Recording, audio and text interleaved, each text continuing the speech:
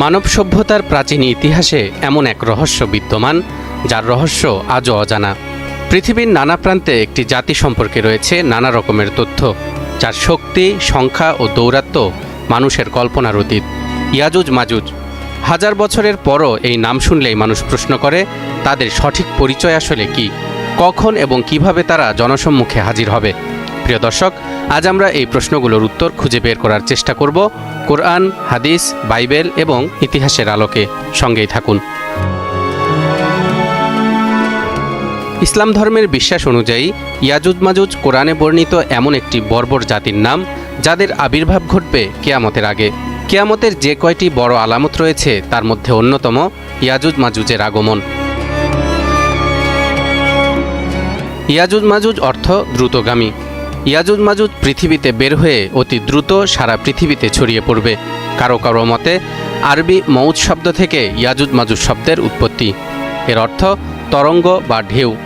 তাদের মতে ইয়াজুজ মাজুজ পৃথিবীতে বের হবে অজস্র সংখ্যায়, এরপর ঢেউয়ের মতো ছুটতে ছুটতে সারা পৃথিবীতে বিস্তার লাভ করবে। এজন্যই তাদের এই নামকরণ। পবিত্র কোরআনে ইয়াজুজ মাজুজের ঘটনা সূরা কাহফে বর্ণিত হলেও তাদের ব্যাপারে বিস্তারিত কোনো পরিচয় তুলে ধরা হয়নি। এমনকি কোরআন হাদিসের কোথাও ইয়াজুজ মাজুজের নির্দিষ্ট অবস্থান সম্পর্কেও সুস্পষ্টভাবে কিছু বলা হয়নি। অনেক তাফসিরবিদ, ঐতিহাসিক ও ভূগোলবিদ তা উদ্ঘাটনের জন্য চেষ্টা ও গবেষণা করেছেন, কিন্তু নিশ্চিত কোনো সিদ্ধান্তে পৌঁছাতে পারেননি। তাই এই বিষয়ে মতানৈক্য রয়েই গেছে। তবে কোরআন ও সহিহ হাদিসের সুস্পষ্ট বর্ণনা থেকে প্রমাণিত হয় ইয়াজুজ মাজুজ মানব সম্প্রদায়েরই অন্তর্ভুক্ত। পবিত্র কোরআনে মহান আল্লাহ তাআলা বলেন, ওয়ালাকাদ নাদানা নূহুন ফালানি'মাল মুজিবুন ওয়ানাজ্জায়নাহু ওয়া আহলাহু মিনাল কারবিল আযীম وَجَعَلْنَا ذُرِّيَّتَهُ هُمُ الْبَاقِينَ। আর নূহ আমাকে ডেকেছিল, আর কি চমৎকারভাবে আমি তার ডাকে সাড়া দিয়েছিলাম। আমি তাকে ও তার পরিবারবর্গকে এক মহাসংকট থেকে রক্ষা করেছিলাম এবং তার বংশধরকেই আমি অবশিষ্ট রেখেছিলাম। অর্থাৎ নূহ আলাইহিস সালামের মহাপ্লাবনের পর দুনিয়াতে যত মানুষ আছে এবং থাকবে তারা সবাই নূহ আলাইহিস সালামের সন্তান সন্ততি হবে। তাফসিরে জালালাইন ও ফাথুল কাদিরে লেখা হয়েছে, হযরত নূহ আলাইহিস সালামের ৩ জন ছেলে ছিল। ১ নম্বর সাম, তার বংশধর সিরিয়া, জর্ডান, ইতালি, আরব দেশসমূহে বসবাস করে। ২ নম্বর হাম, তার বংশধর সুদান, বাংলাদেশ, ভারত, পাকিস্তান এই দেশসমূহে বসবাস করে। ৩ নম্বর ইয়াফিস, তার বংশধর হল তুর্কি, চীনা ও ইয়াজুজ মাজুজ। অর্থাৎ ইয়াজুজ মাজুজ হল নূহ আলাইহিস সালামের পুত্র ইয়াফিসের বংশধর। তাফসিরে তাবারি ও তাফসিরে কুরতুবিতে লেখা হয়েছে, তারা তুর্কিদের অন্তর্ভুক্ত একটি জাতি, যাদের অবস্থানস্থল হল আর্মেনিয়া ও আজারবাইজানের কাছাকাছি অঞ্চলে। কেউ কেউ বলেন তাদের অবস্থান স্থল হল চীনের উত্তরে, আবার কেউ বলেন তাদের অবস্থান ককেশাস পর্বতমালার আশেপাশে কোথাও হবে।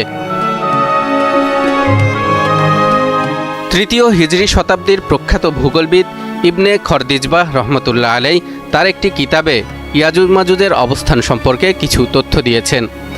আব্বাসীয় খলিফা ওয়াসিক বিল্লাহ একদল লোককে ইয়াজুজ মাজুজের খবর সংগ্রহের জন্য একটি অভিযানে প্রেরণ করেছিলেন।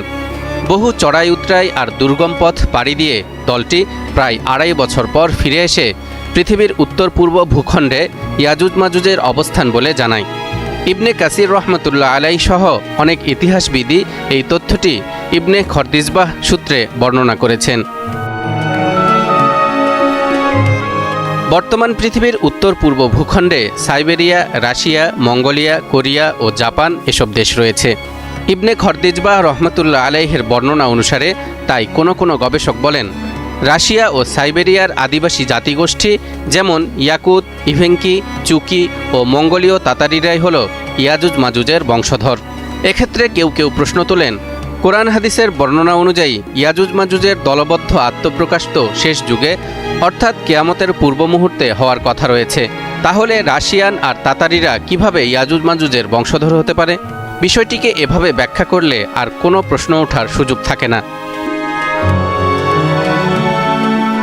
তাতারি ও রুশ চাইনিজরা হয়তো ইয়াজুজ মাজুজ জাতির একটি অংশ, যে অংশটা ধীরে ধীরে সভ্য পৃথিবীর সঙ্গে মিশে সভ্য হয়েছে। তবে তাদের গোত্রের বেশিরভাগ মানুষ এখনও অসভ্যই রয়ে গেছে, যাদের চূড়ান্ত আবির্ভাব ঘটবে কিয়ামতের আগে। এদিকে কোরআন হাদিসের বাইরে বাইবেলেও ইয়াজুজ মাজুজের কথা গগ এবং মাগগ নামে উল্লেখ রয়েছে।